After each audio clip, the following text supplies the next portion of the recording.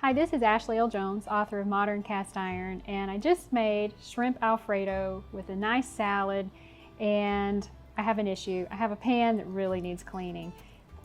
And this is not something you just want to wipe out with paper towels. So I'm going to show you how to clean your cast iron skillet after you cook. This guy needs some care. And the big question is, can I use water? Can I use soap? And a lot of people say no. But the truth is, you actually can. That seasoning is baked into the cast iron and it forms a polymer layer that is chemically bonded to the cast iron itself. So a little bit of water and a little bit of soap, mild detergent, is not going to take that off. However, you do have to be careful because water will rust a pan overnight. So you have to make sure that once you clean a pan, it's completely dry, and then you might want to do a light seasoning afterward. I'm going to show you how to do all of that. But first, we have to get rid of this Alfredo. Here we have the bristle brush, mild dish detergent, a silicone scraper, and a soft sponge. I like to start with the bristle brush to get off all the larger pieces of food. The silicone scraper is great for any really baked on food. And then the sponge is just nice to finish cleaning the pan. Once the pan is nice and clean, you can dry it with paper towels or with a dedicated cloth. Okay, now that our pan is nice and clean and it no longer has any shrimp Alfredo in it, we are good to go ahead and make some blueberry cobbler.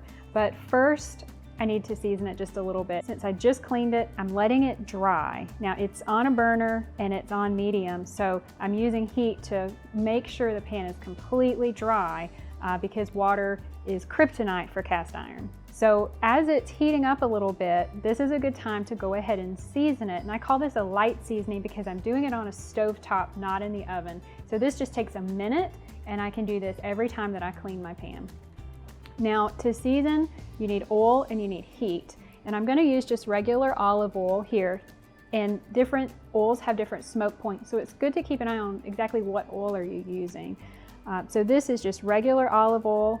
Its smoke point's about 350. And so what I'm going to do is get some paper towels and some tongs because the pan is hot. And I'm going to move this around the pan. And I'm going to coat every surface inside the pan here.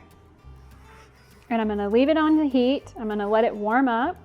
And at this point, you might actually start to see the oil change a little bit. And that's good. It's just kind of baking in. But what I don't want is for it to start smoking because that smoke is not good to inhale. So if I reach that smoke point, I'm going to just turn it off.